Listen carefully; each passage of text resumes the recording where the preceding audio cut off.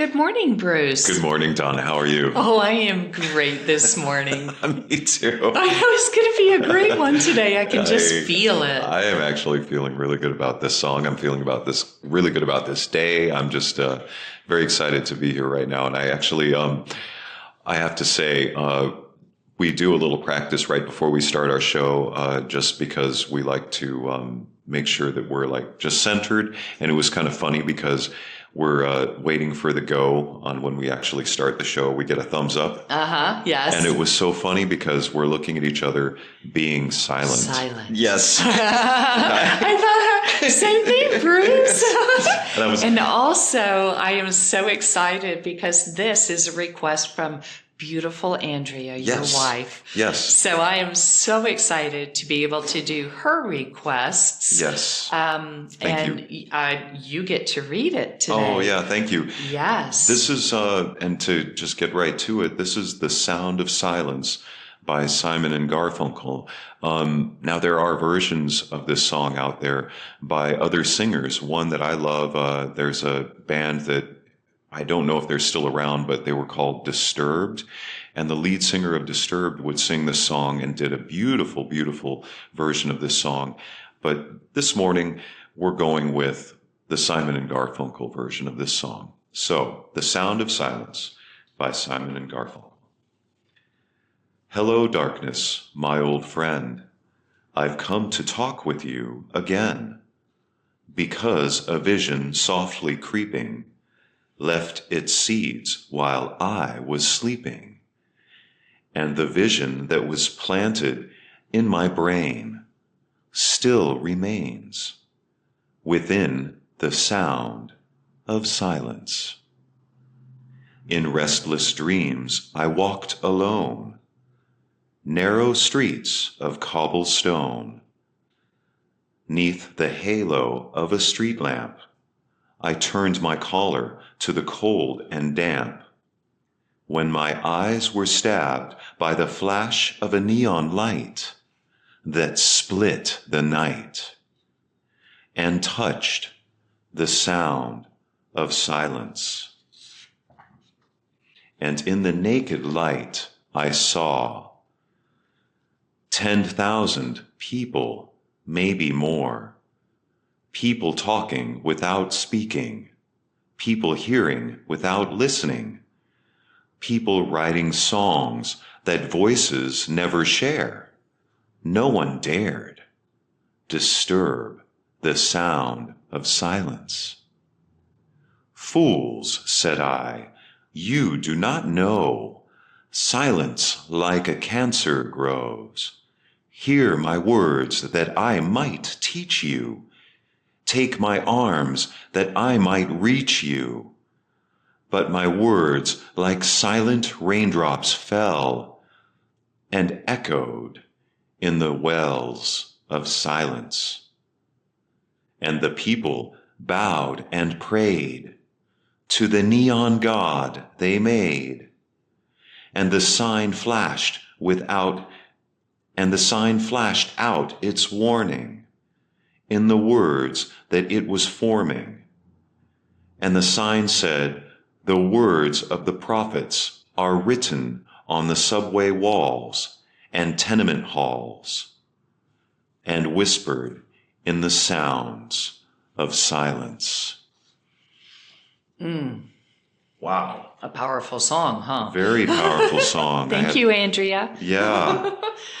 You're going to make us go deep today. Yes. I like that. Yeah. No, this is amazing. The very first line, hello, darkness, my old friend. I know. I thought the same thing. I was going to say that. Wow, the first line, hello, darkness, my old friend. It just jumps out at you right out of the gate. It really does. Yeah. Because for me, that darkness is those dark places Yes. that we don't like to go.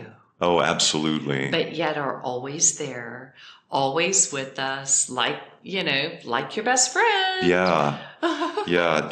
And that's exactly what it is. My old friend, I've come to talk with you again. And that's, to me, that sign of, okay, we need to sit down and I want to try to pronounce this word correctly. We need to sit down and ho'onopono it. We kind of got to work it out and deal with, I have this darkness. Hello, old friend. I've come to talk to you again because we gotta hash something out so I can see the light, or just kind of discuss this. Yes. In other words, I've gotten to that place. Yeah. I've gotten to that place, and I need to talk to you. Yeah. Because a vision softly creeping left its seeds while I was sleeping. It's that's so cool, because it just, not to make it sound lesser than it is by using that word in particular, but it just sounds so amazing to me with this idea, left its seeds while I was sleeping, and the visions that was planted in my brain still remains. It's this,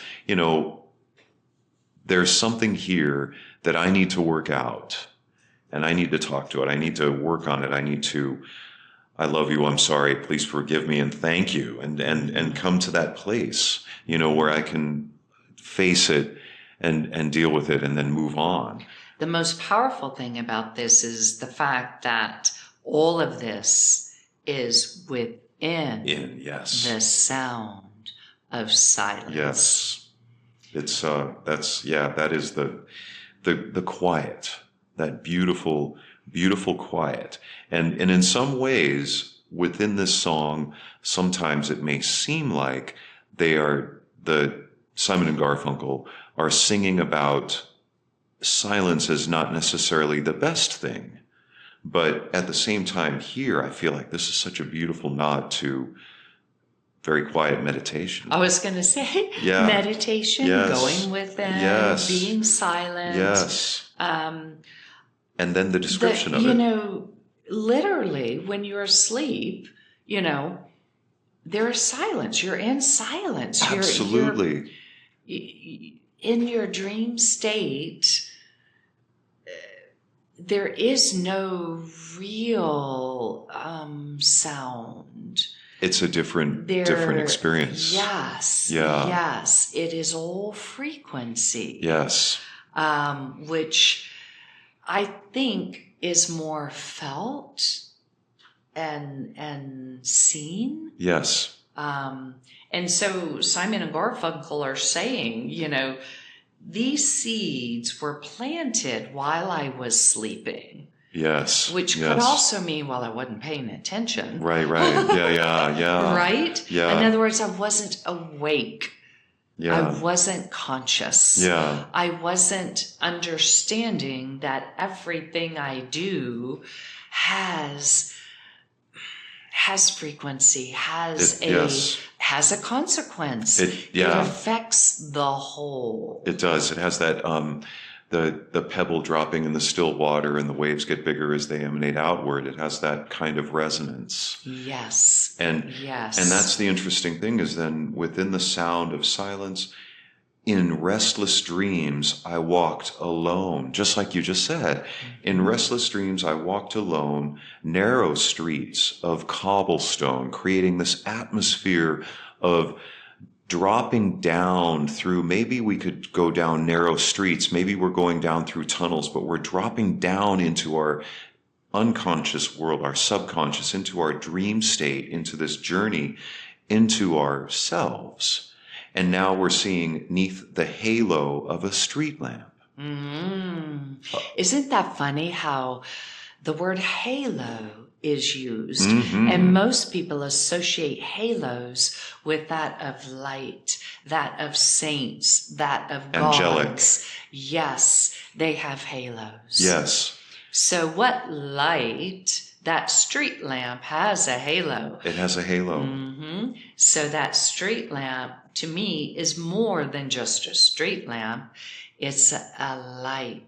Yes. In That's the exactly dark. what I was thinking. Exactly. So in my mind, I'm picturing like this, black and white picture of this man walking in a trench coat, and it's damp. It says in the damp, I turned my collar to the cold and damp. It's like you're in, I think of London, Yes, the cobblestone streets yes, and, turning up your collar because you're all alone and there's fog everywhere yes. and there's silence. Silence, and and it's cold, and I agree, because this is the image that I think they're trying to create of being within and seeing this darkness, because he's gone to talk to this darkness. And there might be some fear there. There might be some fear there, and he sees, this narrow street of cobblestone dropping down through the tunnels of the mind, and then he sees neath the halo of a street lamp. And really, that is the light within all of us that's like, hey, I'm still here for you. This is a reminder. This is a reminder, who you yes. really are. And I turned my collar to the cold and damp because the light showed me that I have my own warmth. I still have these things to keep me kind of warm. Beautiful. And then their eyes were stabbed by the flash of a neon light that split the night and touched this sound of silence. And here, I think, is where then they go into facing these shadows. These dark old, here they've gotten to where that has finally the root of the thing, if you will, because we finally get a little bit of a reference to it right there, and it's a neon light, and it splits the night, and it touches the sound of the silence, disturbing that moment of inner self-reflection in a way. Yes. Which, it sounds to me like you said, I mean, my eyes were stabbed, Yes. Bruce. Yeah. Stabbed. It's a very strong by word. the flash of a neon light. Yeah. And there's pain there. Yeah. Because if your eyes get stabbed, There's no way that doesn't sound like it's painful. I know. Right? Yes. But I see, there is what I am seeing or what I am feeling and experiencing as I read this line is here I am in the cold and damp and darkness, and there's a halo of a street lamp, and suddenly my eyes are stabbed with the flash of a neon light. Yeah. Neon is the brightest light possible. Wow. Right? I mean, it's definitely bright in this. It's bright, Yeah. and it touches the sound of silence. Yes. For me, when I think of that, I think of, okay, there is something extraordinarily bright out there that will take me out of this place Yes. of darkness Yes. I have put myself in. Right. Yeah. And because I'm in the sound of silence, which to me is that dark womb of nothingness from which all comes. The deep. And to me, that flash of neon light is that creative spark that is within all of us, the light of the creator. Absolutely. Because then, and in the naked light, I saw 10,000 people, maybe more. Yes. People talking without speaking. Yeah. Hearing without listening, writing songs that voices never share. No one dared disturb the sound of silence. It sounds almost like it's trying to suppress, like there's some sort of a suppression talk going on here. And it's because it sounds like, people talking without speaking, or hearing without listening, or writing songs that voices never share. No one dare disturb, the silence, like they're not supposed to do something. It almost sounds that way, but truly that's not how we're reading into this morning. Right. I know that's where I am in a totally different place. Of course. Right? Yeah. No, I feel like there's I love the fact that the light is naked. Yes. And there's telepathy. Because for me, that is its purity. Yes. The light is in its authenticity. It has. And it's showing up to light you up, to light up those 10,000 people, maybe more. Right, yeah. Talking without speaking. Yeah. Guides, ancestors, once again. Yes. For me, I'm seeing that as the light, because I'm in that sound of silence, which is the frequency of nothingness, of the womb space, of the beginning, the alpha, right? Yeah. And the omega. Yeah. Because in the end, too, we go into the darkness, into the void. Yes. The body, is, right. is like, yes. So the alpha and omega is what I'll call it. That's where we're at, where the sound of silence exists. And no one dares disturb it. Because in my truth,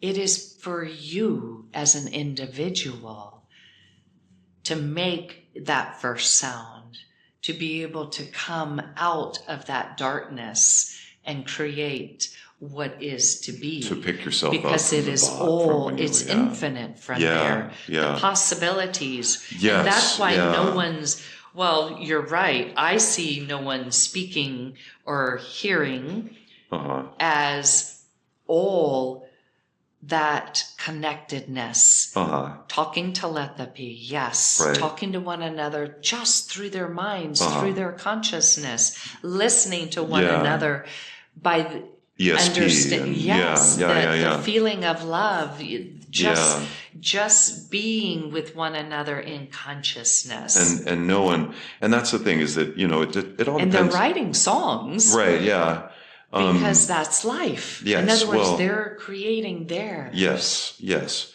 and it's a reference to the idea. There's many different names for it because they say talking without speaking, hearing without listening, and writing songs that voices never share. Now, that doesn't mean that we're not saying nobody sings it, because the minute they create those songs, they actually are singing them. It just isn't spoken in words that we understand necessarily with our vocal abilities. Oh, it's good.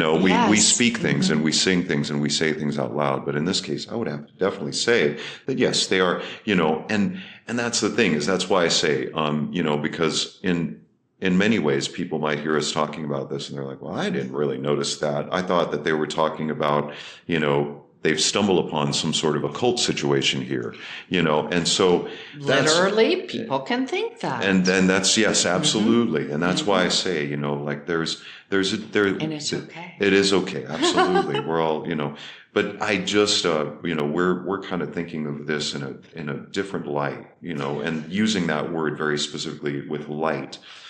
Because I think that's where this is going. Oh, that whole lyrical paragraph right there, the naked light. Yeah. 10,000 people, maybe more, talking without speaking, hearing without listening, writing songs that voices never share. Because for me, I see that as the harmony of life. As the frequency. The frequency. Of all. And everybody's their own frequency. Absolutely. And therefore, they're writing their own song that voices never share. But the frequency is shared. It is. Which creates this beautiful sound of silence. Absolutely. And that what some people would describe as a still point. And it's interesting because then, they go into the fools, said I, you do not know, silence like a cancer grows.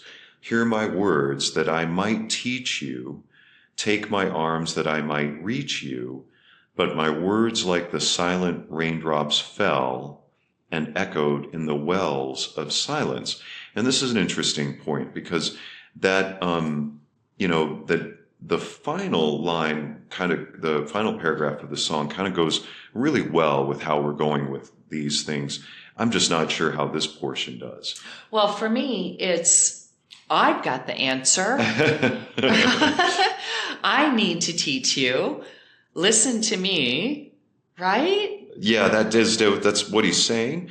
And it definitely sounds like there's a little bit of an ego involved here. And what happens is, and he has the word but. Mm-hmm. My words, like silent raindrops fell and echoed in the wells of silence. In other words, those pebbles that ripple out, right? Yes. So he was getting everyone, trying to tell them to do what I am saying to. In other words, we all have to have our individual path, and it is in silence. Mm-hmm. It is within. It's not screaming out, follow me, do what I say. Right? That's, yeah. I can't really see. I see him speaking from himself, and it seems like they're speaking from themselves right there. And then in the next line, the people bowed and prayed to the neon god they made. And so it almost sounds to me as if there is kind of a little bit of a disconnect in, how they're kind of portraying this, because I kind of see this as, fools, said I, you do not know. Silence like a cancer grows. Hear my words. And the words fell like silent raindrops fell and echoed in the wells of silence because the people were already bowing and praying to this neon light that had been that flash. And I know that there are people out there that are saying, yes, I've experienced that kind of moment of awakening, that moment where there is a very bright light. They may have had I don't know what to describe it as, but it could have been what they thought as a visitation from another entity from beyond our dimension, from beyond our Milky Way, beyond our galaxy.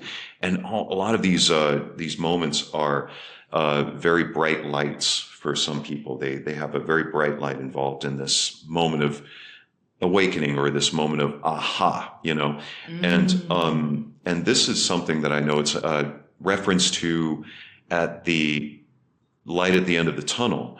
And there's also, other ways of looking at that. And I think, I think these are beautiful ways of looking at that moment of kind of awakening and evolvement in that sense. But I just wonder, I think that they're referencing the ego in that moment, because I really feel like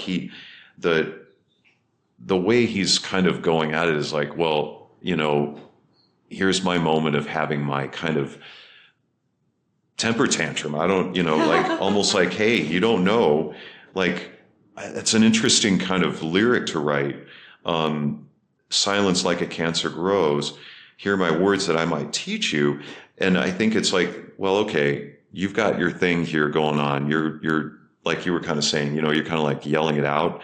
And I feel like at this moment, they're like, well, you know what? We're going to stay here and bow and pray to this neon god they made, because this neon god was the one that you recognized before in this moment. And I mean, these guys, when they wrote it, they recognized that neon light as stabbing them in their eyes, and it split the night and touched that sound of silence. And so that is where I think it's going. It's like the ego is trying to say, hey, I'm knocking your door down right now, trying to tell you to listen to me. And instead, they go back and say, no, our people are here together with us. We are going to stay in this moment of what we feel like is better, because this is better.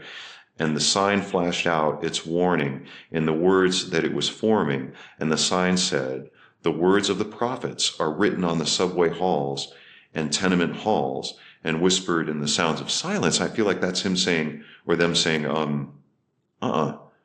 we're not gonna avoid that flash of neon light. We're gonna pay attention to it, and we're not gonna necessarily like follow it and in a way, like jump down some sort of like a super kind of cult kind of feel to it. You know what I mean? It does. Yeah. The people bowed and prayed to the neon god they made. So yes, it literally does have that. But I mean, But yes, what I am seeing is, you are right. He, in the beginning, my my seeing of this song is silence for him was darkness that came into his visions, planted in his brain while he was sleeping, and he was frightened of it, and he was alone, remember? In restless dreams I walked alone. And then his eyes were stabbed with this neon light that split the night and touched that sound of silence where he was. And woke it up. Like a lightning bolt. Yes, like a lightning bolt. That's how I kind of see it too. And this naked light, he saw the people talking without speaking. And once again, no one dared disturb the sound of silence. And so he was thinking, silence isn't good. Silence isn't good, right? Because, you know, when I'm silent, bad things come into my head. When I'm silent, I see, you know, people speaking without their lips moving and things like that, right? In meditation, I'm seeing creepy things.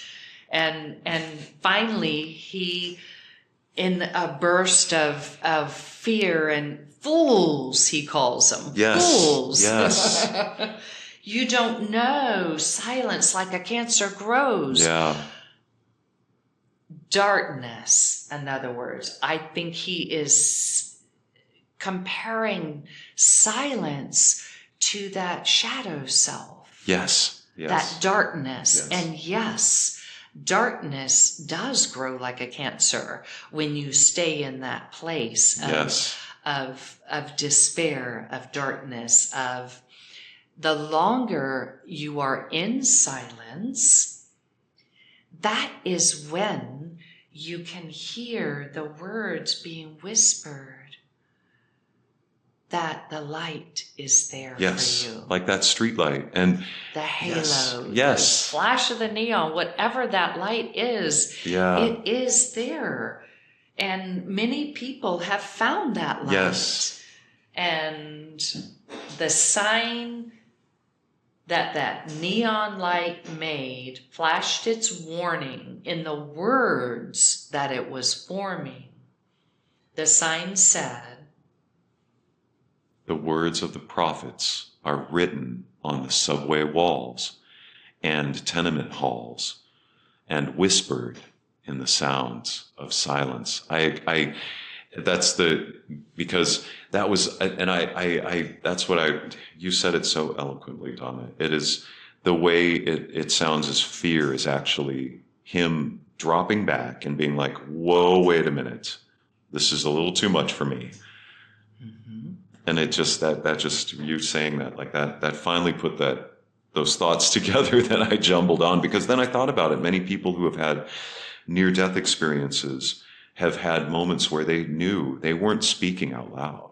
They were only speaking telepathically. People that have had moments where they've had near-death or alien visitations, they're suddenly, speaking telepathically. And that's how they know that they communicated. Right. And so... Right. And there's nothing to fear in the sound of silence. Because if we truly listen, then we can hear the words of the prophets. Whispering in the sounds of silence, just like you said. Yeah. Although I'm visioning, like, when you go to subways, there are some weird stuff written on the walls. That's definitely for sure. Some strange things. Yes, and we're not alone in our belief in that. I mean, there is some old graffiti from thousands of years ago. They don't use spray paint, of course. They use a hammer and chisel. And tenement halls. Oh my gosh. It's subway walls and tenement halls. That's very interesting comment there. So listen. Listen to the sound of silence. And perhaps you will hear the words that you need to hear. Absolutely. And make sure you listen very carefully. Yeah, That's what it's about. And if you would like to have your song, please send your requests in to lyricalwisdomshow@gmail.com. That's lyricalwisdomshow@gmail.com. Or you can send it in to 99.1 at 99classicrock@gmail.com. 99classicrock@gmail.com. thank you guys.